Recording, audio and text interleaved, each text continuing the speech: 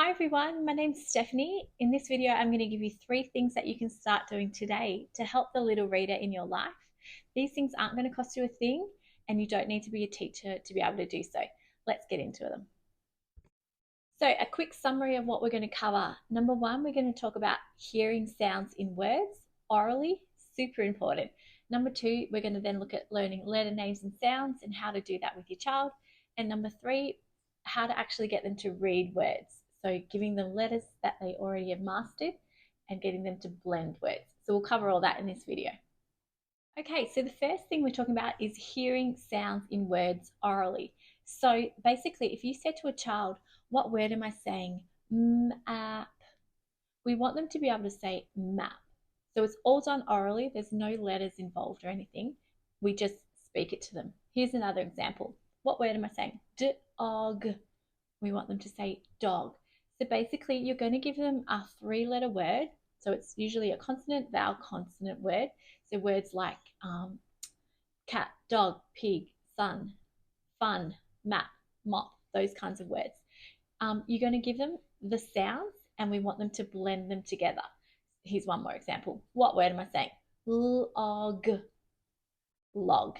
The reason we want children to be able to do this orally before even introducing the sound, the letter name, sorry, is because if they can't do it orally, well, then when they see the word written in print, they won't be able to blend them there either. So if I said to a child, "What word am I saying?" Map. If they can't go map, well, when they see the word map written in print, they will just go map, map, map. And you'd be like, "Yeah, what is it?" Map, because they haven't been able to do it orally yet. So there is a technical term for this. If you're interested, it's called phonemic awareness. You don't need to know that. You just need to know that you need to help your child hear sounds in words. And you can do this throughout that day, walking to school in the morning, driving to the shops, at the dinner table, or when you're tucking them into bed at night.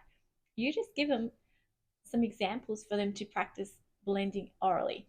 So here are some more. What word am I saying? Leg, leg. Yeah, and you can do it other ways too. You can say, "Right, can you go and get your hat?" And they go get their hat. Super important.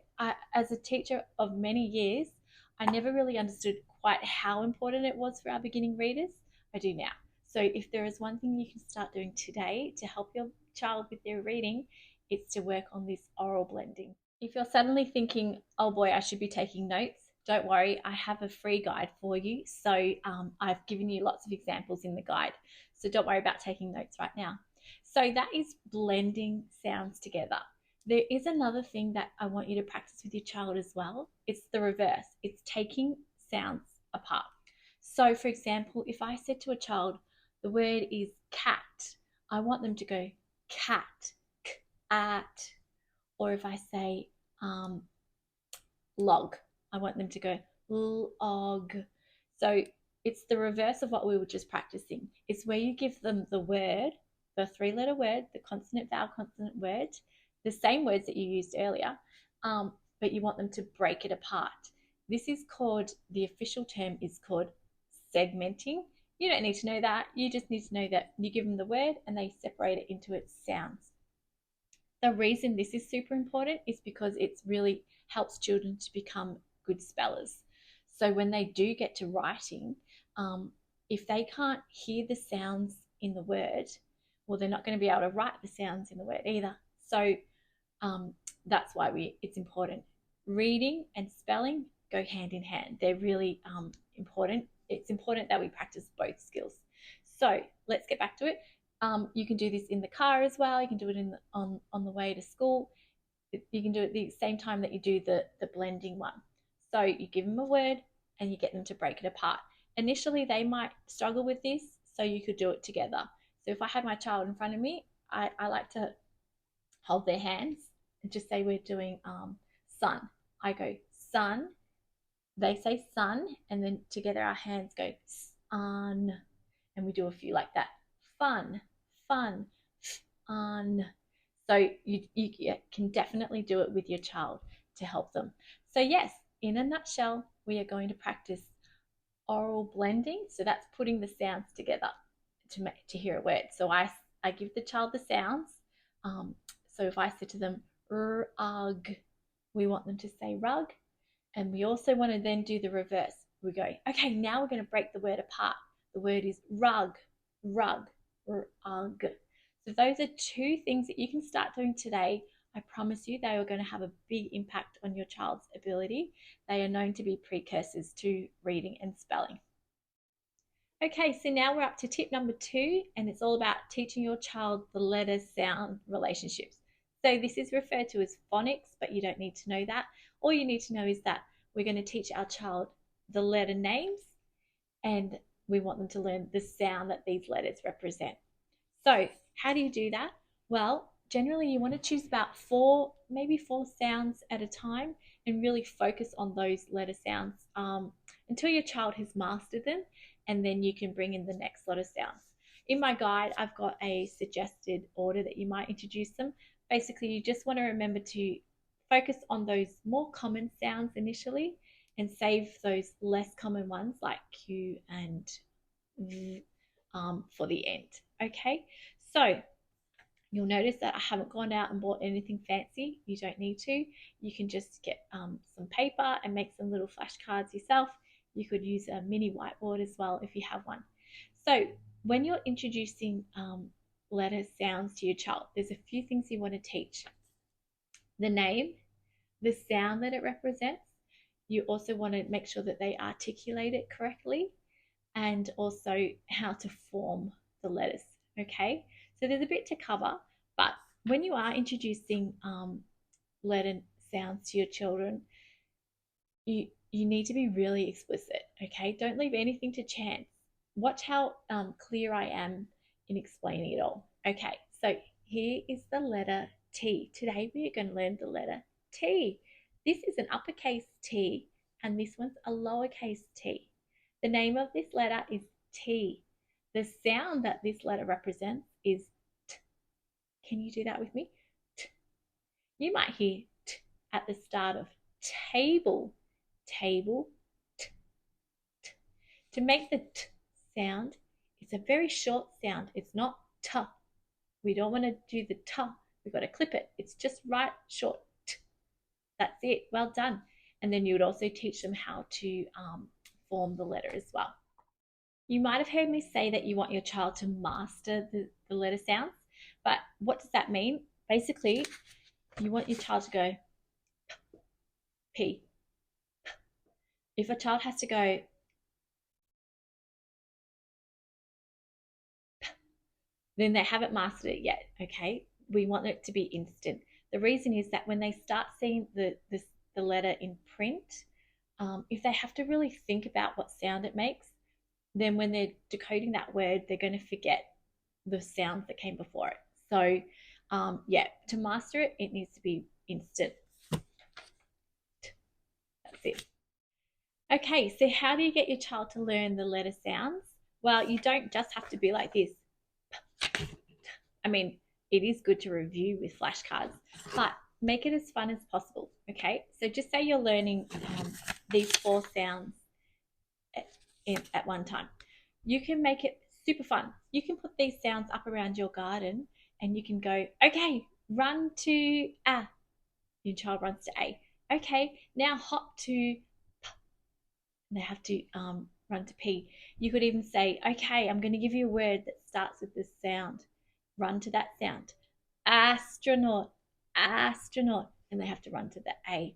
So you want to sort of mix it up. You could do focusing on the letter name, the sound, or giving them a word that starts with that sound, and they have to run to it. I mean, that's fun for a kid.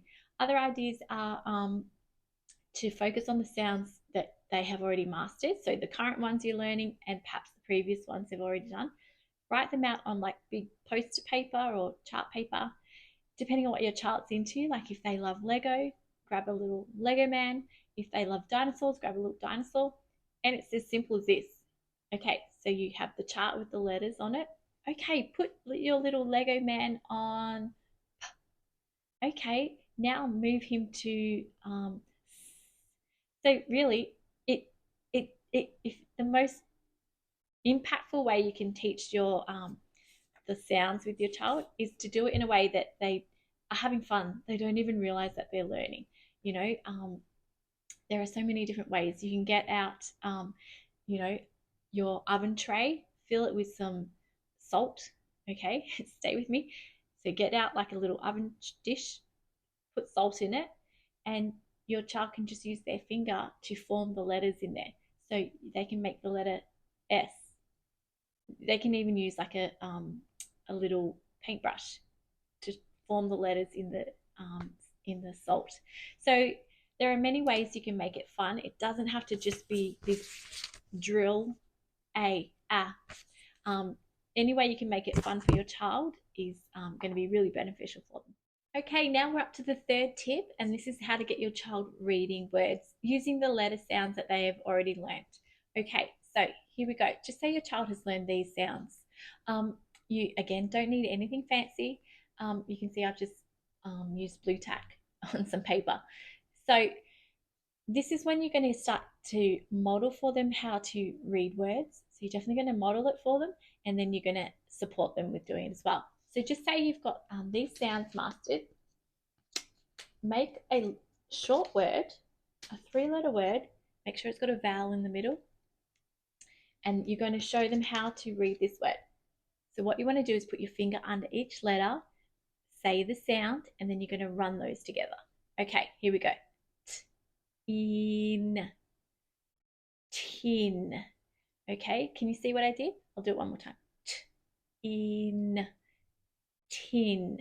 So I'm just focusing on the sound. I'm not saying the letter name at all, just the sound.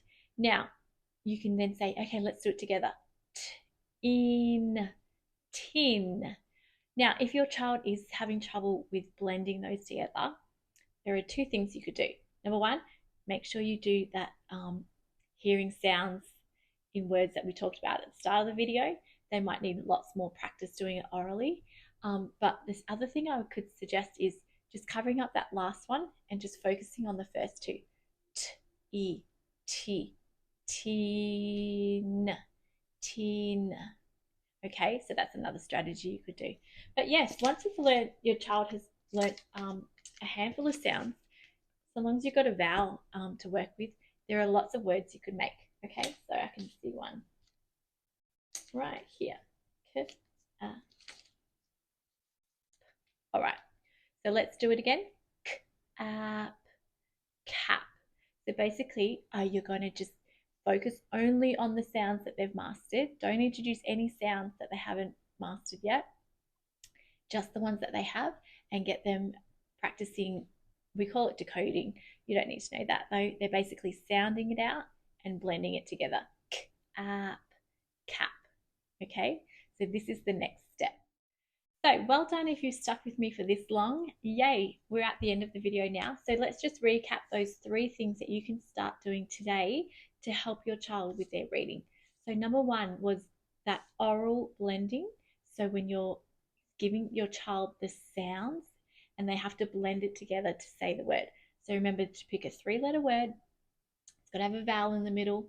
There's lots out there. If you can't think of any, just Google some. But there's some in my guide as well.